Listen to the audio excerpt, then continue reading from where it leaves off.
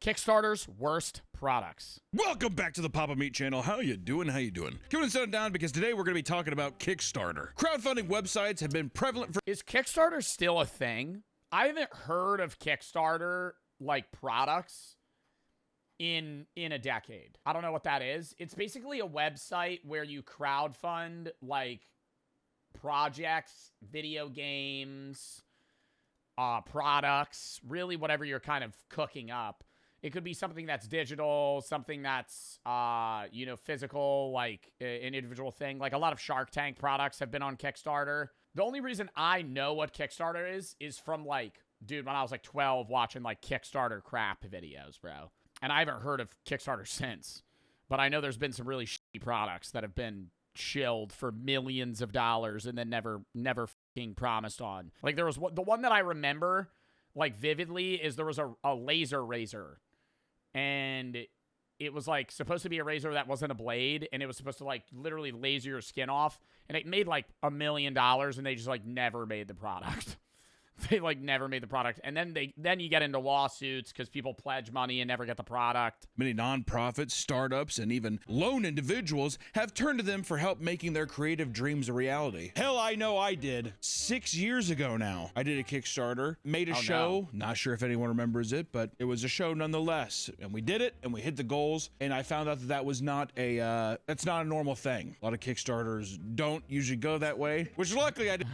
Oh, wait, well, most Kickstarters, I feel like, don't actually deliver on the products. Delivery rate for Kickstarter projects is 30%. 30% have a delay between 6 and 24 months. 40% of projects don't deliver any promised rewards. That has to be illegal, right? Like, that's a form of fraud.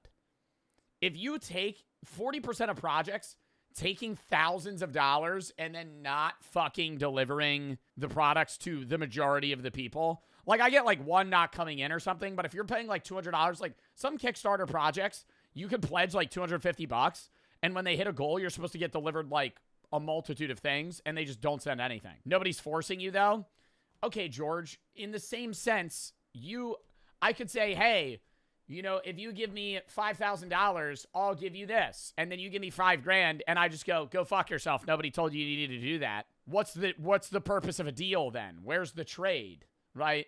You pay for a product, you should receive the product. Luckily, I didn't ask for, I feel like a whole hell of, I should have asked for way more, which also, hindsight, making an animated show is way more expensive than what I asked for. I digress. Now, just about anyone can have an idea and see it realized without having to have an abundance of capital or influence. So as long as- and actual garbage ideas, dude. Oh my God. Like, instead of a pet rock, they'd have like a pet wooden egg that's like $80 and people fucking pledge money to it.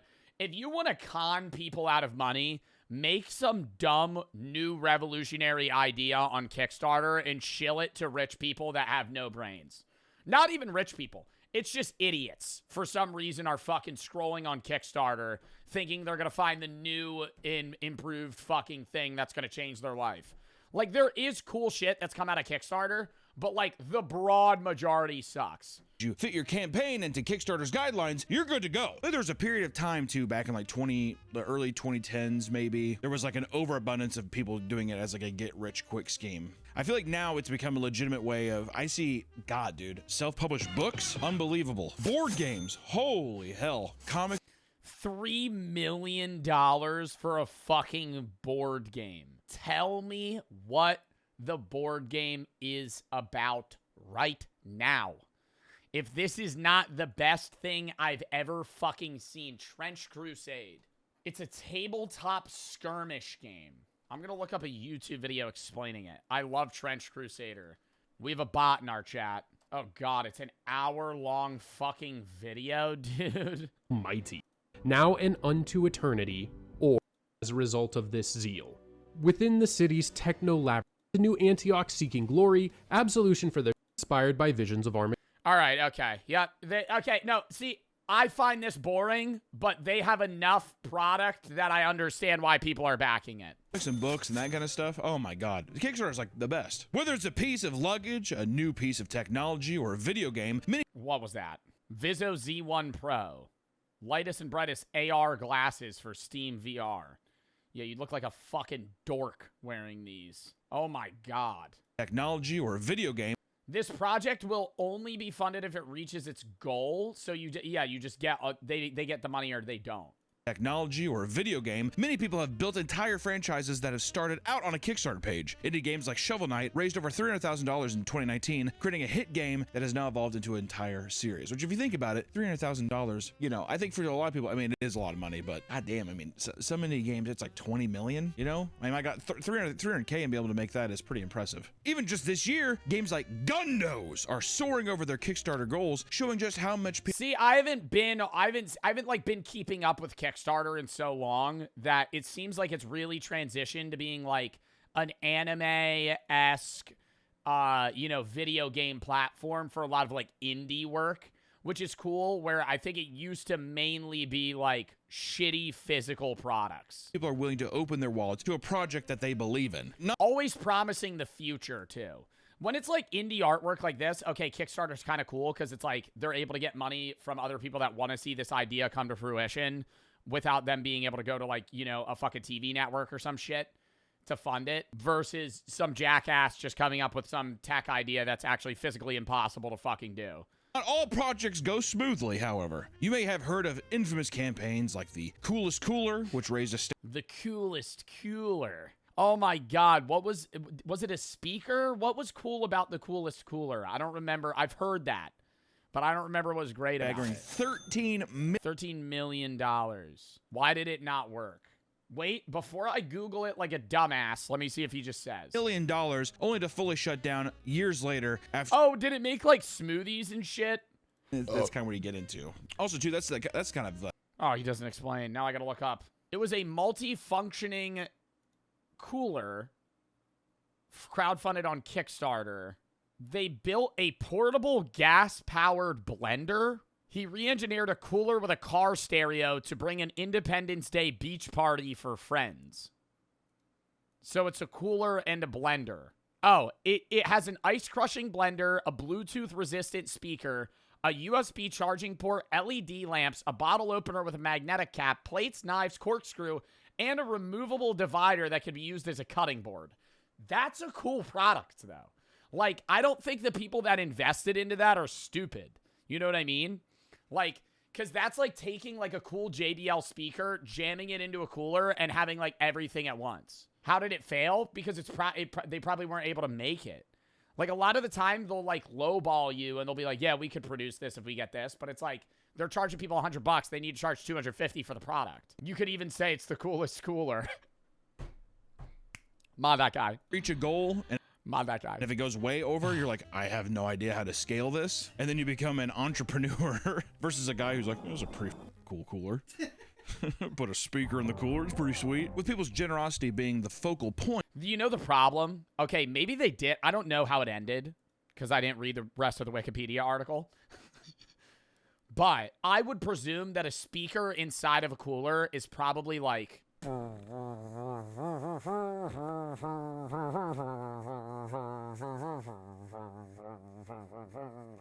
like absolute dog shit. It's just muffled to shit. The contents of the cooler probably changed the audio. With people's generosity being the focal point, you probably aren't surprised that there are all sorts of stories in which people take advantage of it. So today we're going to look at the wild world of Kickstarter, from product failures to full-on scams, and even we have to throw in a couple of mental breakdowns. For the very few Kickstarters that are actually practical, there are thousands of ridiculous projects that either fix a niche problem or do AI-powered dog translation collar. What? $100,000, 370 backers.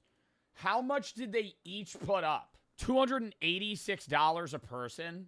Bro. Niche problem or do like nothing. They don't do a single thing. The licky brush, for example, is a piece of rubber shaped like a tongue that you put in your mouth so you can lick your own cat, which I don't know. Some weird shit, you know. I think it's a gross product. There's people that would buy it. Like, why would you want to do that? It's a novelty product. So you don't get hairballs, Papa Meat? What do you mean?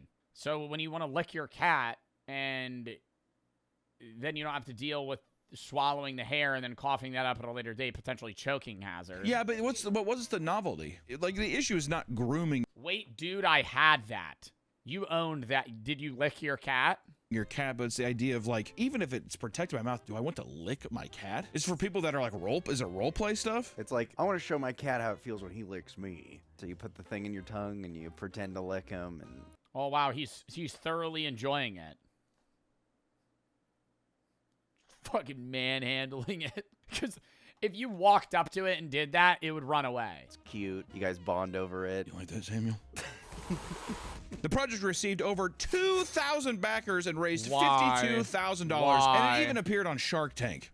What they say? Yeah, let me guess. They didn't. Dude, Kevin O'Leary, $50,000. I'll buy the whole company. $50,000. I'm gonna get 5% of the company and an added $3 royalty on each product sold after the 10% is recouped. After the $50,000 is recouped, he always does some weird ass fucking offer, bro. I hate that shit.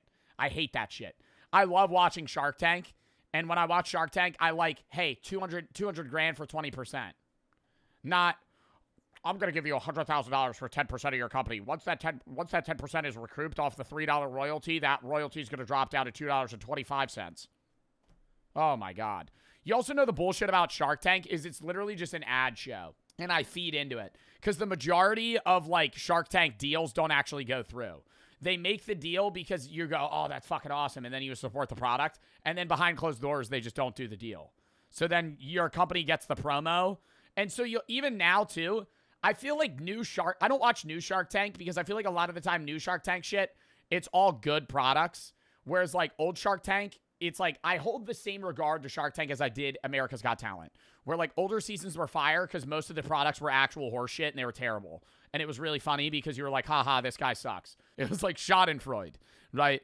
It was like laughing at other people's stupid ideas, right? And you could say that's fucked up, but that's like what the show was, right? Like, let's be real.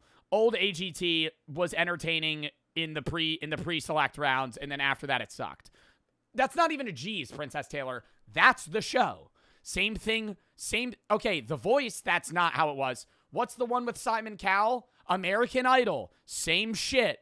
Schadenfreude, right? You watch these famous music artists interview some guy that goes, I'm going to sing Adele.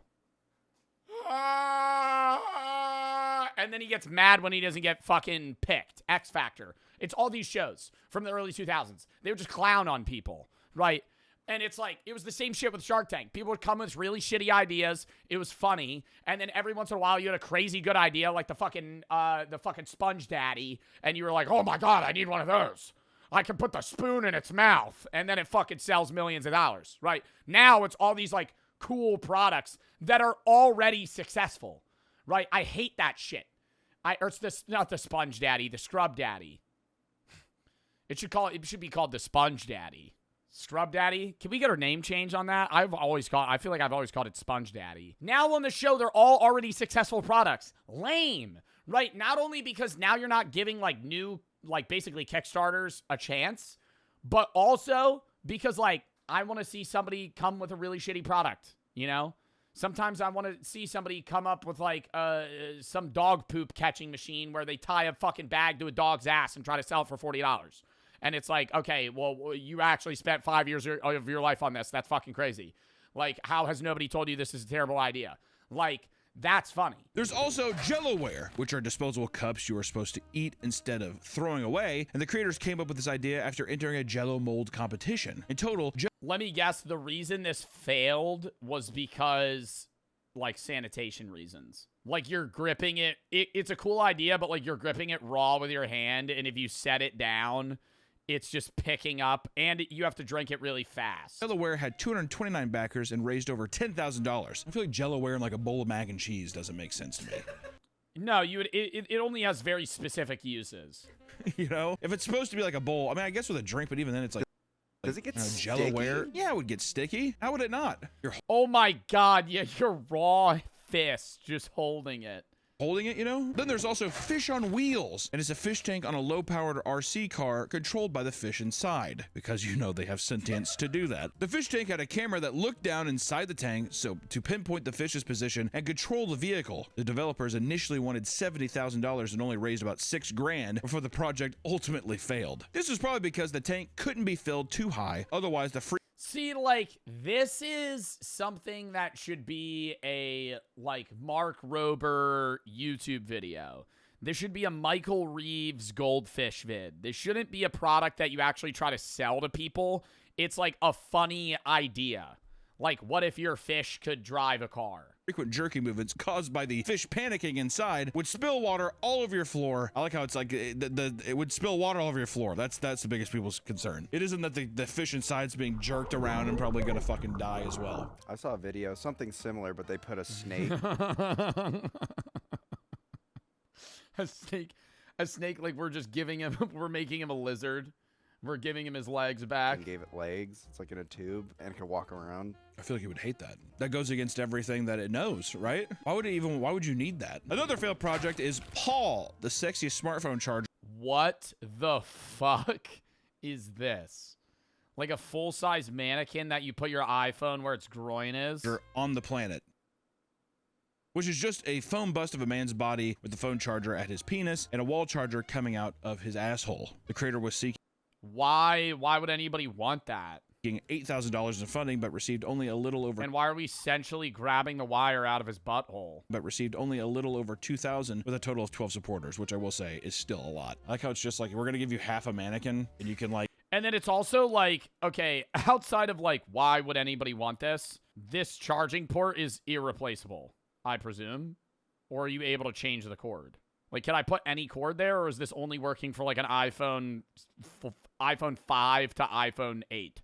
Charger at his penis and a wall charger coming out of his asshole. The creator was seeking $8,000 in funding, but received only a little over 2,000 with a total of 12 supporters, which I will say is still a lot. I like how it's just like. Might be a good idea if you could charge your phone with the kinetic energy. How would you do that? Aggressively rubbing the mannequin? What do you mean? We're gonna give you half a mannequin, and you can like, I guess you could fuck this if you want, or you can like finger his asshole. And some people. That's how you charge the phone. That's how you charge the phone. There's like a rubber band connected to some sort of like kinetic energy machine. You just have to fucking finger the shit out of the mannequin. Like, all right, fine, dude. I mean, $2,000 isn't enough to sneeze at, right? I don't know. There's also the thinking egg, which had 4 versions, each raising well over $200,000. This is the one that I was talking of, bro. This shit's crazy. It made money. So we could say almost about $1 million in total. It's literally just a wooden or like metal egg that you're meant to fidget with while you're working at home. It's literally just like a stress. It's not even a stress ball. It's just, you're supposed to just like. Oh, it's like those orbs. Yeah, but they don't look as cool. Those orbs are like. A fushigi. Functionally, there is no difference between the versions except the material they're made of. And on their official website, they charge $17 per egg. You can just go to the store. You can go to the store, play around with a regular egg, and then you get to eat it. That's like, just to be honest. Or you can be like a badass and whittle your own egg out of a fucking wooden block. Creators can get inspiration from literally anywhere, like the creators of the Grilled Cheeses Grilled Cheese Press, who came up with their idea after watching an episode of their favorite show, Glee, titled Grilled Cheeses, which clearly many thought the concept was amazing because the Kickstarter was able to reach its $25,000 funding goal. This is something my grandma would like, I feel like. Yeah, it's your grilled cheese. Well, now you can like, trick. It's a dumb product, but it's more a gag gift than anything. Like, I don't think they're actually saying that this is something that's, like, amazing. Like, I have a Bob Ross toaster. Old people. Mom, look. I think that, yeah, so that's the thing. Is people Mom, look, it's Obama. probably got it as a practical joke, trick their grandmother and be like, oh, I love it. They probably wouldn't even eat it. There have been Oh my God. Make the grilled cheese and say that it was just a pattern that appeared. You could trick an old person. Grandma, look! I made a grilled cheese. It's the shape of Jesus. thousands of ridiculous products on Kickstarter, but many don't compare to the No Phone. Nearly 1,000 people paid a total of $18,000 for a 3D printed. The No Phone is a technology-free alternative to a constant hand-to-phone contact that allows you to stay connected with the real world. So it's just a fidget to make you feel like you have a phone when you don't have a phone. Rectangle to combat cell phone addiction. They created a pretend No Phone demo. Thank you for the demo. Definitely really needed to see this in action. phone to act as a surrogate to any smart mobile device. You can clutch your comfort without having to actually use it, which is just sounds so. Oh my God, this is ideal for when you're in an awkward scenario in a social setting, and instead of checking the weather app like everybody, you just go on your No Phone. Hey man, are you like being like a loser? No, dude, I'm on my No Phone. Sorry. Clutch your comfort without having to actually use it, which just sounds so pathetic, doesn't it? Apparently, there's a study that shows that 3 days without your cell phone has similar effects to cocaine withdrawal. That'd be like torture, dude. Holy shit. I believe it too. You know what? Maybe I'm knocking the rectangle too quick. I mean, like it's like a thing of non-alcoholic beer, so you can still have the simulation or like the I don't know, the normality of drinking when you're trying to get sober. One upgrade consists of a stick-on mirror so you can take selfies. Though it was fully supported, many of the comments were disappointed, saying they either never received the product or their mirror came scratched. Oh, Brother. I got the no phone. It's extremely bad quality. It doesn't even have any weight. Feels nothing like a phone. Seems pretty fitting for the product. Extremely disappointing. Even if this is a paperweight gag gift, for the price we paid, it should be better. Ordered 2 no phones without selfie upgrade. Why did you buy 2? Got 1 no phone with 2 selfie upgrades. Well, an adhesive plastic mirror probably works out to be a more practical Christmas present. Lol. Wait, it says it works as advertised. It doesn't do anything. It'd just be like me giving you a rock. And why are we saying selfie upgrade? These are bots, bro. These are bots. These people are not real, bro.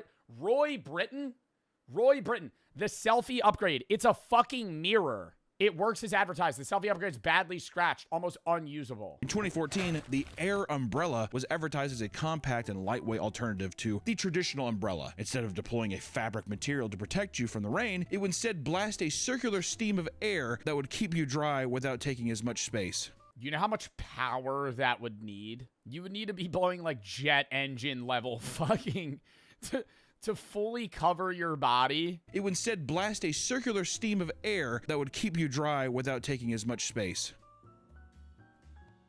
Does it mean it's just like above you? Yeah, so like the rain comes with like... At that point too, I mean, like, is an umbrella that invasive? Also, how loud is that? I mean, to make it an actual dome, it would have to be insane. It would be insanely loud, right? The design wasn't without flaw. Yeah, I mean, it not even without flaws. It just wouldn't work. Like you would be as wet as if you just didn't have it, because for how small the product is, like even if it had like shop vac level output, it wouldn't stop the rain from hitting you.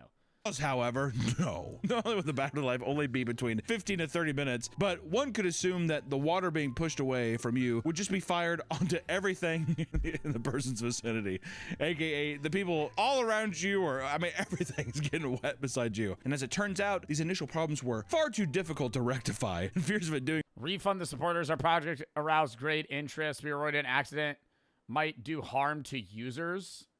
Plan to connect the product, the electric bag, and the electric shoes through this through this technology. Jesus Christ. Electric bag? Harm to customers led to them being unable to release the product. They would issue an apology and attempt to refund their supporters, but delays in doing so would cause a tidal wave of furious backers, labeling them as scammers. I mean, we'll try to get there. I'm not doing it. I mean, they're not scammers if they refunded. They just made a shitty product. They are assuming people will just forget. It's been 10 years. I mean, come on. Yeah. 100 grand. I mean, there's got to be some crazy backers in there. With all of these, there's like, like $10,000 reward tiers. I have a feeling it was like in a metal tube. Like the thing's gonna lodge into your neck. Some Kickstarters can feel downright pointless. For example, a Kickstarter campaign titled "We Demand Peace in the World Now" details the development of a smartphone app that will bring everyone together. Basically, people would download the free app to show that they demand peace in the world. And according to them, the app would feature their song "We Demand Peace in the World Now" and a video of Peace Flash Mob, which honestly I think could do nothing but spread more hate. More vitriol. If I saw that video, I'd be like, I think the world's in a pretty fucking good place. If this is what peace in the world, I don't want that. If that's what peace in the world is, no thank you. Their goal is to have people around the world memorize this dance as well as the lyrics to the song, so they can start organizing their own flash mobs to spread the idea of peace. Their ultimate goal was to convince people to all do this song and dance one Saturday a month for at least a year in cities all across the world. You don't even need money for this. Why are you doing a fucking Kickstarter? You just make an app yourself.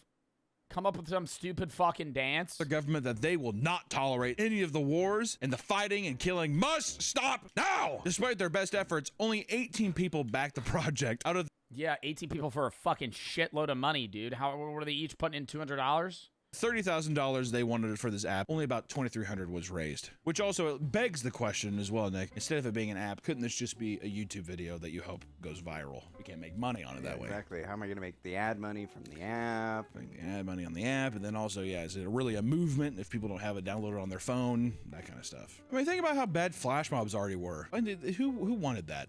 Whoever saw a video and they're like, okay. People don't realize this, but we're about ready to transform this busy square into a dance party. Well, it's because of High School Musical, I bet. Like What? they saw High School Musical. I don't think High School Musical made flash mobs a big thing. I feel like Harlem Shake made flash mobs a bigger thing in that time. When were flash mobs big? Like 2013? No, you know what it was?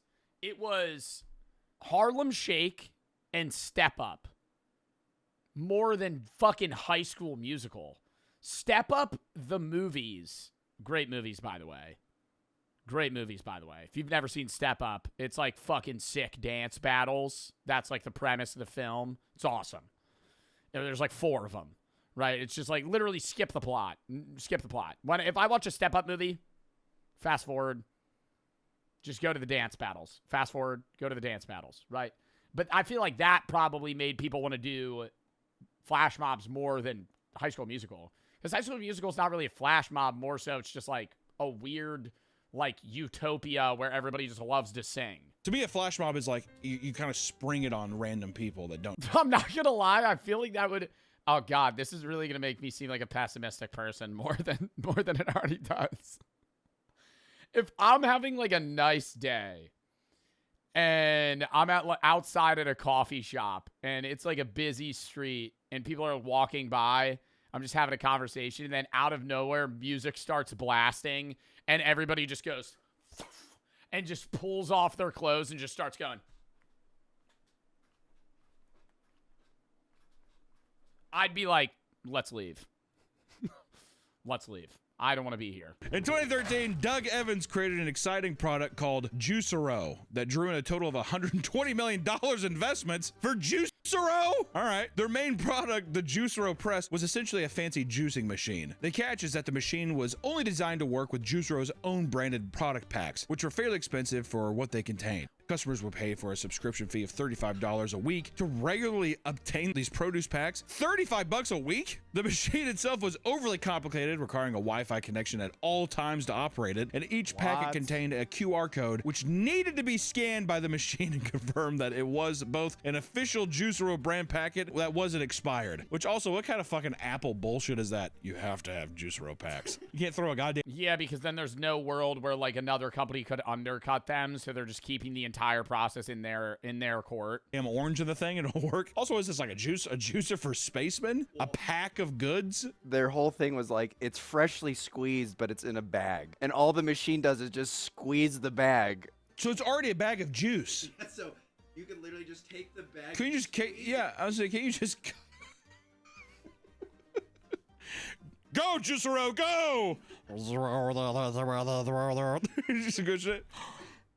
My orange juice! At launch, the product cost a whopping $700. Wow. While the product was doing all right during its initial launch, they were still losing money due to the high cost of producing it. What is this machine made out? Yeah, what are the profit margins on a $700 machine that literally just squeezes a fucking... It's probably the technology for the QR code that's probably expensive. Because them building a technology where you close the door and it just squeezes the juice packet probably isn't that hard to make. Dude, it's made of gold. All the wiring is gold. Things took a turn for the worst, however. No. When Bloomberg exposed them by revealing that the juicer itself was not necessary to consume the drink. Who thought that you needed I mean, it's a bag of juice. Cut a hole in it and put a straw in the bag. You got juice on the go. Yeah, I don't know why why is the central marketing the product? Because it seems like they're trying to like bottleneck everybody into their own, maybe that's the wrong terminology. It's like, hey, if you buy the product now, you're only going to use Juicero because it's like you wasted money on this. Versus somebody just buying like V8 or some sort of other fucking weird already pre-juiced product. Some Kickstarter creators simply aren't equipped to handle the pushback that a poorly run campaign brings from their backers, like the creator of Pictures for Sad Children. John Campbell produced a webcomic of the same name in 2007, which focused on dark and absurdist humor that people really seem to connect with. The success prompted a Kickstarter campaign in 2012 that would raise money to produce physical copies of the comic. The $8,000 goal was exceeded, hitting over $50,000. Instead of this ending as yet another Kickstarter success story from a young artist, future updates to the campaign took a strange turn. John would post a lengthy post about their withering emotional state, treating the update tab on the campaign as more of a venting space. It turns out No, it's the other rich white people. You know, the other ones. They've got all the money and they're doing wrong. I want to try and give my privilege to see what happens. It's impossible for me to do this since I carry my privilege around inside me forever. And he went on like a whole goddamn rant about this, actually just crashing out. I've stopped paying rent. I've stopped paying most things. I'm keeping my phone plan for now, which is $50 a month. I cook all my meals at home and spend very little money. Their withering emotional state, treating the update tab on the campaign as more of a venting space. It turns out that the pressure was too much, and John would express their anger by posting a video update titled, "It's Over." In it, the text reads 127 emails about this book. The video then shows 127 books being burned in a bonfire over ominous music. John reveals that the last 25% of the books will not be shipped and refunds will not be processed before threatening to burn one book for every future message received about it. Along with the video came a novel-sized... How does he think he's in the right? Like, why is he fucking tweaking right now? Like, he's upset that people are, like, heckling him for their books that he had and then didn't ship out. Like, why didn't you just give them the product? And then you're like, I'm not going to refund you. You guys are privileged. When I was young, my parents did some screaming at each other. As I came into consciousness, I learned that some of the screaming was about money. Once after... Brother, are we turning this into a parental lesson that money isn't everything? Why are you charging $75 for a stupid fucking book that's probably dog shit anyway? Who the hell would pay that amount of money for a fucking cartoon book? Once after a long period of debt, my family broke even, and then my mom ran up $1,100 or $11,000 on credit cards. Pretty big difference. Until my dad noticed and got upset. I was young enough that I only remember the number 11 was involved. I understand that that debt is kind of a privilege. Large parts of humanity aren't allowed to access money they don't have. Post that went from long personal stories to criticisms of capitalism. One quote reads, "If you would like a refund, please contact a fan of my work directly for your money. This is where the money would come from anyway. I am cutting out the middleman." For the most part, John erased all social media as well as the original webcomic archives. People still speculate about what... Why would somebody pay $75 for this? This is it, Jerry. What's it? This, Jerry, is the end. The end of what? My life stretches out before me, an indifferentiable gray mass, a low hum of decisions made between options that neither excite nor disgust me. So I'm tapping out. You're tapping out. I'm tapping out, baby. Clearly you've thought this through. Hold up. Clearly you've thought this through. Do you have razor blades? Who has razor blades? What the fuck is this cartoon about? Sylvia Plath here wants to end it all. You're going across the street. You want to go down the road? This cartoon sucks. Had happened in the first place, with many assuming it was related to intense drug use or simply untreated mental health problems. Which, here's the thing. If this was like, which I don't know if this is the case, if this was a Tumblr artist, does it not make sense that your update page would read the same? Granted, I think if you have something where somebody's paid for it, you gotta fulfill the obligation. Even if you are super late, I think that as long as you're like, I'm getting to it, this was way more than I expected. Yeah, people are gonna be annoyed, you know, but it's like, they're gonna get it. If it's like, oh yeah, sorry to the $75 backers, like, I'll get you your work. I know you gave me a lot of money. I'm very appreciative. Like, I made basically a year's salary off of fucking selling a goddamn paper cartoon. I'm having a hard time with it. I think if you're transparent and honest, people will be mad, but I think it's like, I'm trying my best to do it, and you're trying to be honest with it. Going on a hate campaign and burning books because you're like, I don't know, upset with other people, no bueno. There's a lot of times I've seen, like, I have a bunch of comic book buddies, like my buddy Jim Mahfood. He just did an amazing, like, Batman parody. That was just all like it's like a savage Batman book. Put it up here. It was really good. He had a successful campaign and stuff. But he asked other Kickstarter people, being like, what's the best way to go about this? You know, other comic book people. I mean, like, I would just reach out to other people that have done that campaign. Also, you're human, dude. Mistakes happen. Once again, shout out Jim Mahfood and also Jake. Put up both of them. Two awesome comic book artists, and also my buddy. Yeah, those are also sick comics, dude. The artwork's awesome. Baltimore. I have too many comic book friends. But I've known these people for a while, and I love all of them. Baltimore, there's his art. It's very good. His comics are very good. Jake, he does a lot of my storyboard art, but also he's an amazing comic book artist. And Jim. There you go. Watch out for their Kickstarters. Maybe they have one. I feel like a lot of the Kickstarters, it doesn't matter. Who gives a shit? Outdoors for Everyone project was a failed Kickstarter created by David Mills. His goal was to allow old, disabled, or underprivileged people to enjoy beautiful nature settings they could never visit. Not by taking them there, but by creating gigantic, high-quality prints they could look at, which... it sounds pretty silly, but I can see that being like a noble cause. You'll never go there. I mean, you look at that. It's pretty, right? You'll never be there, but this is kind of like it. These photos, which they refer to as big, awesome photos, would be displayed as an hour-long slideshow presentation. Oh, how insane. And they're selling that? You could just fucking Google those images yourself. The whole thing is that when it was made clear that the crew would have to travel to all of these nature spots and national parks themselves to take the photos, people started to claim that this was all an elaborate play for them to fund a nationwide vacation, which does sound more likely. I will say this. There are things called translights, and there are like backdrops to shows. These, I mean, just to print, I don't know, like a 20-foot wide one, they could cost like 30 grand. So then if you want, and that's a high quality print that's like, you know, I would say it's like, it's not paper, it's actual fabric that's gonna last, you know, it looks good from a distance, all that kind of stuff, right? That you'll see in a show. $185,000 does sound like it's just like, this is for me and my boys to go take the photos for like a year. We can all take off our jobs for a year, we can get paid, we're not losing any revenue, right? Because if you're doing that and you're selling it to a person, what person's gonna want to pay like 30 grand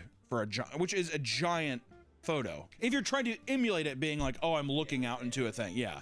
Not just a frame picture. That'd be more of like a virtual reality thing. Yeah. It's just like, get a VR headset. Which even then, it's like, yeah, just put on a fucking Apple headset or whatever and just be like, holy shit. The project would only receive $1,453, and Kickstarter soon... Yeah, when that happens, they just get their money back, right? And why are 6 people pledging that amount of money? Like, I want to know the average income of the pledgers on Kickstarter for some of these projects, because it's like, people are putting like upwards of like $250 to $500 for some of these things. It's just like, why are you even wanting to spend that amount? Like, why not just get something that's high quality that exists rather than a prototype if it's a physical product? And then for something like this, it's like, you're getting promised a fucking slideshow that you could probably watch on YouTube yourself, and you're paying for other people to go on a vacation. Among the many project genres Kickstarter offers, games are probably among the most, if not the most popular on the entire platform. In 2017, a new MMO project called Ash of Creation was launched, and over the last decade, it has raised over $3 million while in development. However, at the beginning... $3 million? Dude, you don't need that much. Like, I don't want to say this is also pointless. I mean, it really depends on the idea, but if you're an indie dev with no money and no backing, I feel like you could still make fire games with like $5 grand. Like, a lot of the fucking horror games that we play on stream, some of the best games that I've played are so cheap. Like, and I know a lot of people go like LAI, and I don't think AI should be a forefront in a lot of these games. But like, when I buy a $5 indie horror game and there's a little bit of AI involved, I'm not mad, right? Because nobody's losing a job. It's different if it's like AAA devs that are fucking substituting AI for bullshit. But if it's like an indie game dev that's trying to make a game that he wouldn't even be able to make alone unless he supplements some level of like AI voice creation or something because he doesn't have voice actors, like, I get that. But at the same sense, it's like, you don't want AI generated bullshit because it's like lazy. So I get the complaining parts of that. In my opinion, if you're going to do AI, have it in the background where it's like useful. I think AI should only be used if you're an indie dev. You're alone making something and it's not hindering the gaming experience. It's not shortcutting stuff. It's enabling you to produce something in a cost-effective way where you could actually create the thing you're trying to do. When they use like AI for voices and, you know, the fucking NPC pivots to you and goes, hello, I don't understand why. Just don't even use fucking AI, right? Have people read it. I would rather have an indie dev game with paragraphs of text that I have to read than something that's voice acted by like a dog shit AI with some horrible fucking voice acting. Like, that sucks. of the year, the creative director and co-founder Steven Sheriff stepped down from his position due to the ethical conflicts with the board of directors. This led most of the staff to leave, and the entire project was scrapped, including the Steam page, which had already been selling an early access version. Since thousands of people had already purchased early access to the game, Steam had begun issuing refunds to anyone who bought it. And for those who were still in the company, the board laid off. Isn't this recent? I feel like I heard about this on like not Tiltify. I heard this on TikTok. Like, this has been in development for so long. It was supposed to release recently, and they did like some sneak peek. What game has been in development for the last like 8 years that was just like absolute dog shit, and they scrapped it on Steam? Was it Ashes of Creation? The remaining staff had closed GTA. the studio. No. Many former employees later said they never received the final paycheck and sued for unpaid wages. This was like a big one because Yeah. my buddies actually paid full price for it, and then $3 million to have this wood chopping animation. this was like a big one because Yeah. my buddies actually paid full price for it, and then it was only up for a month. No shit, Ashes of Creation? I think they're doing one last like pump and dump. Basically, they're like, let's release this in early access, get as many people to buy, And then just bail. and then bail. And then Steam actually locked their funds, so they This is the game that I was thinking of. Wow. Yeah, so they couldn't get paid because Steam saw that they were just trying to do a fucking money grab and run. could not pull them out. Yeah, it's bullshit. There's so many different kinds of these games where I feel like it's released for a day. Well, are you talking about the one that was like Concord. Wow. I'm one of the few that played Concord. I made a video for Concord. And then the day after I made the video, the game got deleted. And they said you could take it down. And I was like, oh. Yeah, Concord did very bad. I played that game, and I think it peaked on launch day at like 200 players. And like 50 of them were like streamers. Like most of the players were streaming it. released for a day and they just shut it down entirely. I forgot what its name is. I'm not good with video game names, but I feel like there's a ton of them that do this kind of shit. Also, I want to say $3 million over the course of 10 years is not a lot. They had to have probably some other kind of back-end that they didn't tell people about. They had private investors come in. So that's probably why they also dumped it, because those private investors probably came in and they were like, we're going to fucking kill you unless you give us money. Mythic, God. The Story of Gods, was announced in early April of 2012 as a mythology-based RPG. The company behind the game boasted that it had ex-Blizzard employees and even Disney and Pixar employees working on animations. It didn't take long for the game to gain traction and raise close to $5,000 toward its $80,000 goal. However, some people felt something was off. Yeah. A video game. Did they not have any of those devs? First off, $5,000 is, I mean, is that gaining traction? I guess. But then also $80,000 to make an MMORPG? Definitely Word? scam. That is, or a No. It's like a little kid, but he made the Kickstarter. After doing a little digging, people found that the entire campaign was a mix of other games, projects, and businesses. For starters, the art of the game was stolen from other games, and the pictures of the company's office were real photos taken from random design companies. Furthermore, all of the reward tiers on the So it Kickstarter was just a complete scam. page were just copied from other projects. It didn't take long for news outlets to pick up the story and spread the word about the scam. Not even a month after it was announced, the Kickstarter was canceled and the scammers disappeared. Thankfully, no backers ever lost any money since the project didn't reach its goal, so that's good. Molly Frederick had begun to create a high sci-fi board game called Catalika. Metallica. Bro, I played a board game with my friend the other day that was really fun. But you know that meme where it's like when somebody's trying to explain a board game to you and your mind just starts going, like you just kind of like dissociate because you're like, oh my God, I'm trying to learn all these new rules. And I have friends that love like really complicated board games where you also like RP. And it was this horror. It was really fun. I don't even know the name of the game, but he shows me, he goes, this is what we're playing. And it's like houses of something or some bullshit. And I'm like, oh no. And he's like, okay, so we're like basically roaming a house, and I'll describe the game to you in the way that he described it to me. Maybe somebody will know the name of the game, but like this is just how complicated the game was. So he's like, so there's like, okay, so you're going to pick a character and you're going to have like stat tokens like speed, stamina, might, and some other shit. And you're going to be roaming a house, and you're going to be able to explore different rooms. So there's an upstairs, downstairs, and basement, and you're basically building the map as you play it. And as you're roaming through the map, you're going to encounter different things like omens, items, or like some other experience. And every time, after every roll, you encounter an omen, you have to roll to see if there's a spawn awakening, right? And every time if there's a spawn awakening, there's a chance that you become the imposter. And if you become the imposter, then everybody's going against you, and then you have to roam the house. You have to get a packet corresponding with like what place you became the imposter in, and that's how you're going to determine whether or not how you're going to win the game. Sometimes you're going to have to sacrifice things, and lost ya. I'm explaining the game though. Lost ya. And he's just, it's called Betrayal. Is it really? Wait. Oh my God, it is. It's a good fucking game though. It's a good game, but if you're somebody that is unable to learn how games are played, my God, this game is like actually word vomiting calculus onto you. Like, I'm sitting there and he's trying to explain everything that's happening, and I'm going, and every card does 9 paragraphs of information. Catalika, which focused on, quote, the experience of living as a member of the stellar consciousness of the galaxy. Like some Evangelion ending, like end of series shit. According to her, I still don't understand Clue. See, now that's not the same as Betrayal. Clue is like, there's a murder weapon and a murderer, and you're just supposed to figure out who it is. Like, I feel like that's a lot different. Her, it's a cross between Risk and Magic the Gathering. Ah. Yeah, but you can't just say that shit. That's like you just getting buzzwords of like my favorite shit. This is a board game of a mixture of like Risk, Monopoly, Magic the Gathering, and like Trouble at the same time. And I'd go, oh, really?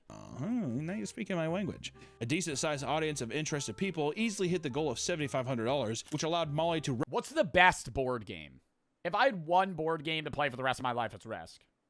Rest of my life, maybe I would pick a game that has like more to do. I've always wanted to try and play Catan, because I know a lot of people say that's a really good game. But I love Risk. I hate Monopoly. Bro. How many Monopoly games have you ever fucking finished in your life? 3? You've played probably 100, finished 4% of them, because it always just ends up in a stalemate where you're 6 hours into the fucking game. You're 6 hours into the game, and it's like, you all have hotels. There's only 2 people left, and it's like you're just fucking rolling.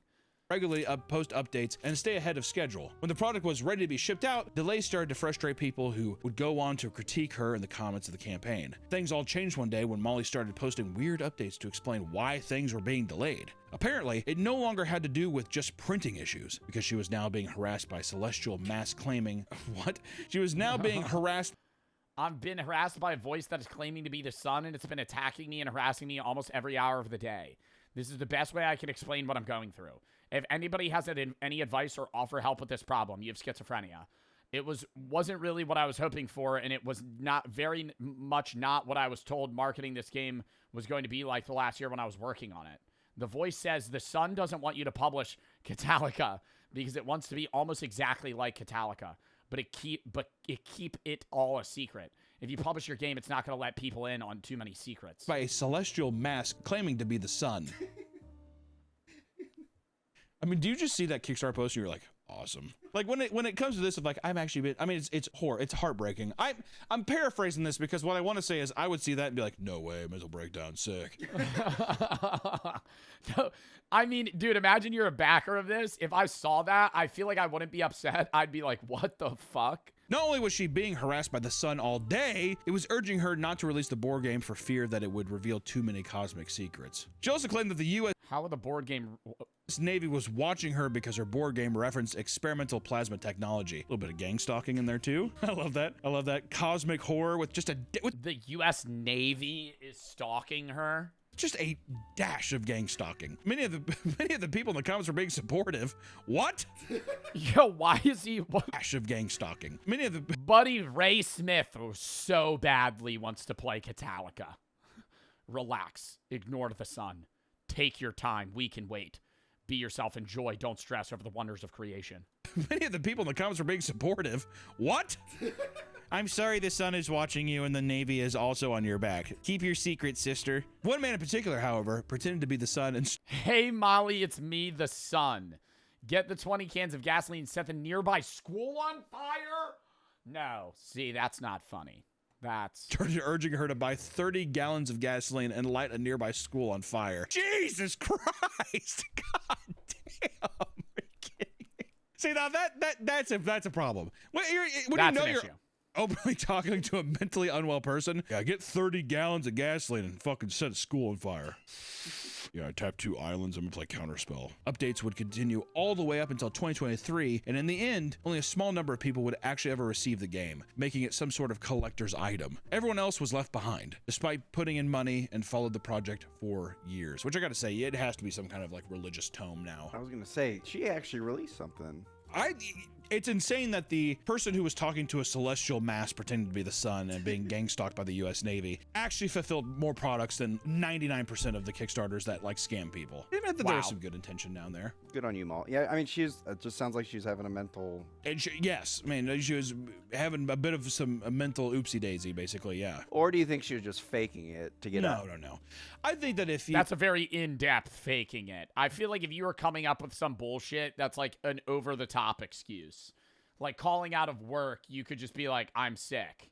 Whereas, like, why would you be like, hey, sorry, I slipped and fell down my stairs and broke my my left fucking ankle, and now I'm in the hospital for an extended period of time. I won't be able to go to work tomorrow. It's like too much of a lie. I think that she was probably going through some shit. With the intention still of being like, I want to release this thing, but like physically and mentally, I cannot. Most Kickstarter projects rely on advertising and backer interest to succeed, but some people skip making a product entirely and just use the platform to beg for money. Many attribute the rise of beggars on Kickstarter to a 2014 project in which a man making a potato salad, $55,000. Is he gonna ship the potato salad to you? Wouldn't it be like rotten? Simply asked for $10 to make a potato salad. The Kickstarter would go viral and receive over $55,000 in donations and spawn countless other projects similar to it that were just asking for money. Seeing the success. Damn, bro. I feel like this feels like an early like meme coin vibe. Just like some bullshit that somehow like popped off and made money and then just spawns a bunch of like duplicate scammers. From all the potato salad clones, lots of young children and teens started getting on Kickstarter and asking for anywhere from $800 to $2,000 for a gaming setup. And most of the time, the reason they needed such expensive rigs is they wanted to start a gaming YouTube channel or to start streaming, which if I saw that, I'd do. Nope. I'd rather have a just kid be like, I just really want a good system so I can play games on the highest quality. I would be more Yeah, you Kickstarter to start streaming is kind of weird. I would rather support, like, if from a viewing perspective, it would be cooler to see somebody be like, oh, I just want a PC setup so I can play games, versus being like, I want to be the next Junko. I want to be the next Jinxie. Right now I'm Copper. Right now I'm Copper in Rainbow, and I think I'm gonna be able to improve drastically. Right now I mean Mira and Ying. Crowdfunding sites are a wonderful thing. After all, there are all sorts of creative people who with brilliant ideas that simply don't have the money to make them a reality, or they don't have the... Well, it's also like, dude, there's also like a reasonable amount, you know? It's also weird, like, if you had a Kickstarter to be like, I want to start streaming, people fund it, and then you rarely stream, they're going to be annoyed, and it's also like, what if the content's just terrible? I also think a lot of people getting into streaming think they need some crazy fucking setup. And, like, I get some of you guys, bro, being like, hey, Joe, how much is your camera? And, like, what type of camera and mic do you have? I'm trying to get into streaming. And I'm like, bro, why are you trying to buy, like, a Shure SM7DB? Like, why are you trying to buy a $600 mic and a $5,000 camera to fucking start streaming? Like, I started streaming on a fucking Chinese 1080p webcam that I got on, like, a Booth website, and a fucking Blue Snowball mic that was $40. And like a shitty pre-built PC. Like, you don't need some crazy setup to start streaming. Like, yeah, you upgrade over time and like you reinvest into the stream. That's the goal. It's like, I'm going to put in a little money, I'll do it on the side for fun, and then the money that I make, I'll just keep putting in until the content gets better. And at some point, you know, I pop off, now it becomes a job. If not, I just have a better setup and I could fucking play better games. Like, I think that's the way you should perceive it, rather than be like, oh, I need to invest. Dude, like the people that buy like a 10K fucking stream. You ever see like a famous rapper or like somebody that got famous somewhere else be like, hey, Chad, I'm going to start streaming. Peep this. And they bought like an Apple PC that's like 30 grand. That's not even meant for gaming. And like a fucking monitor. I'm like, what are you doing, bro? Like, why are you doing that? Like, that's just...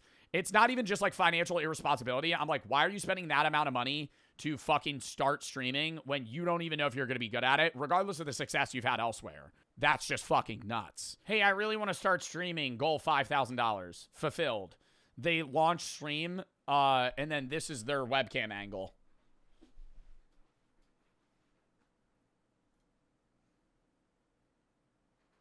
And they're playing fucking Fortnite, 0 build, ranked in silver elo, and not talking. You're so dog water.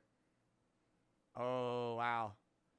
Yo, you're turbo trash, buddy. Like, literally just repeating, like, word vomit lines that, like, other streamers say. Oh, my God. It's, like, too much of, like, trying to be a dupe, bro. Like, just be your own person, you know? Dude, W fucking Papa Meat video. I don't think anything's wrong with supporting a Kickstarter. I think it's more so just, like, bro, like, look into the idea. You know, how much, like, if you're paying fucking $250 for a video game to drop, I'm like, what are we doing? You know? All right, I gotta piss real quick, then we got one more video before this COD event.